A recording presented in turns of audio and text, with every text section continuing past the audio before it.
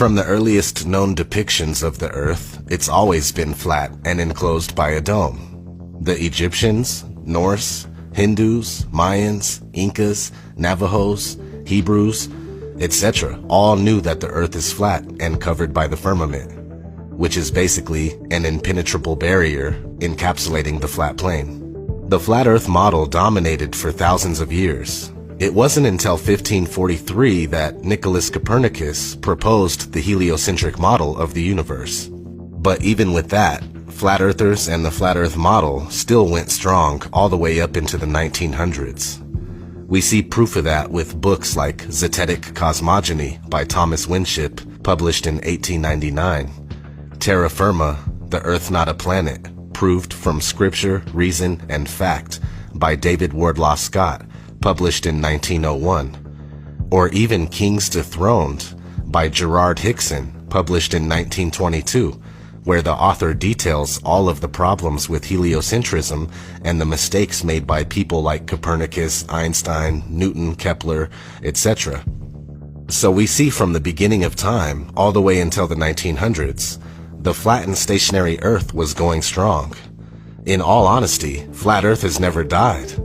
But for the sake of this video, we'll say up into the early and mid-1900s. In a magazine from August 1931 called Popular Science, explorer Auguste Piccard went on record stating, "It seemed a flat disk with an upturned edge after ascending 10 miles high on a balloon." 10 miles is only a little over 50,000 feet. Today we have balloons going up to 121,000 plus feet, which is almost 23 miles, and the Earth still shows nothing but flatness. Not to mention, the horizon remains at eye level at that height, something that would not be possible if the Earth was a sphere. Mainstream science says that curvature becomes visible at 35,000 feet. It simply is not so. Now let's run through another timeline, the timeline of trying to hide the flat Earth. Now we're gonna exclude Copernicus here. We know that heliocentrism, spinning ball Earth, has been pushed since the 1500s, but it wasn't until the 1900s that moves were made to hide the true shape and nature of the Earth. In fact, they started programming us in 1912, before Earth's shape was even proven, supposedly. With the founding of Universal Pictures, we have been shown a spinning globe before every movie by that company for over 100 years. But anyway, that started in 1912, and we kept cruising, and in 1946, we have Operation High Jump, where an expedition to Antarctica was led by Admiral Richard E. Byrd. They say they went to Antarctica to train, test equipment, and test the possibilities of establishing and maintaining military research bases. They claim to have charted the Antarctic coastline during this time. Who knows what else they found? Fast forward a little bit. 1955, Operation Deep Freeze. This is just an expansion of High Jump, where more research bases are added to Antarctica. Fast forward a little more, 1958. NASA is established, followed by the proposal of the Antarctic Treaty in 1959, and the implementation of it in 1961.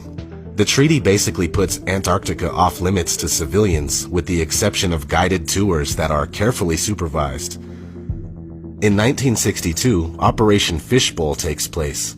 Now this is where people start thinking that they found the firmament or dome during Operation High Jump or Operation Deep Freeze, because for some reason, they started firing nuclear missiles straight up as if trying to mess with the firmament somehow. And not to mention the name of the project, Fishbowl, easily symbolic for the enclosed nature of our world.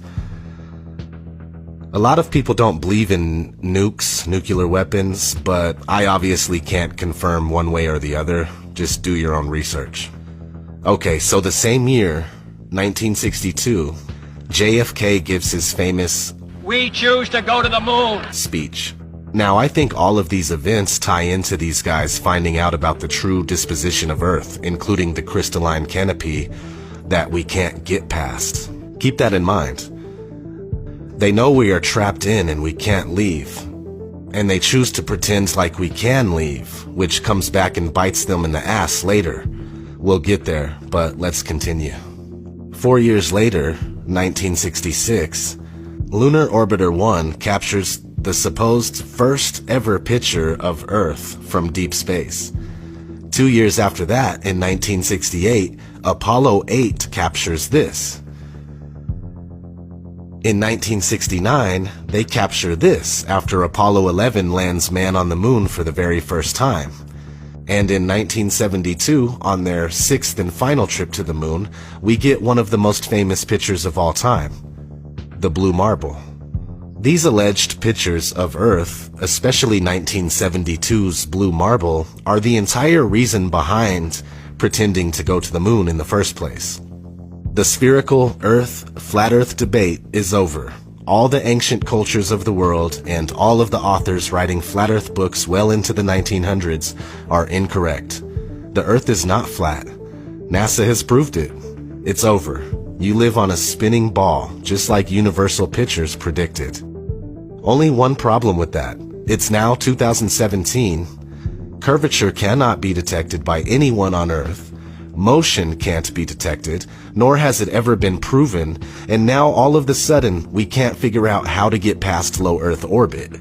Early in the next decade, a set of crewed flights will test and prove the systems required for exploration beyond low Earth orbit.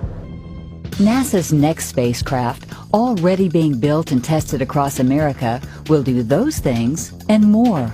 This is the spacecraft that's going to take humans to explore the solar system. It's the next big step for NASA in exploration.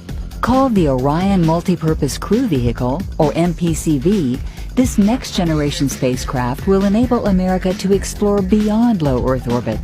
As we get further away from Earth, we'll pass through the Van Allen belts, an area of dangerous radiation. We must solve these challenges before we send people through this region of space. The kinds of technologies that we're testing out on Space Station are definitely helping us with our goals of going beyond low Earth orbit. I think and many would consider it maybe even science fiction. The plan that NASA has is to build a rocket called SLS, which is a heavy lift rocket.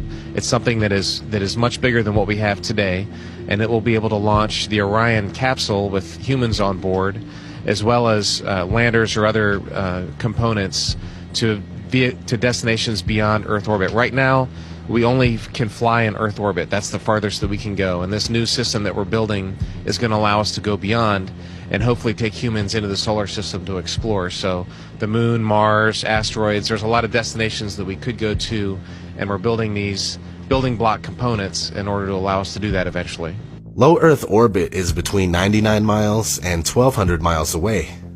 So we'll say that we can't get past 1,200 miles, and that's a big problem because the moon, according to the heliocentric model, is about 237,000 miles away. Now that's a big difference. Why was it so easy to go to the moon 6 times between 1969 and 1972, but we can't go even 1% of that distance now in 2017? Yeah, 1%. We can't even go 1% of that distance. Of course, they blame it on the idea of a radiation belt. But the truth is that the Van Allen belt is a cover story for the firmament. We live on a flat plane inside of an enclosed structure. It has always been this way, and it will always be this way. The ridiculous notion of us living on a spinning ball darting through infinite space is very new on the complete timeline of mankind. And at the rate things are going, it won't be around much longer. The deception of heliocentrism will have been a very short-lived attempt at removing man from his and her divine nature.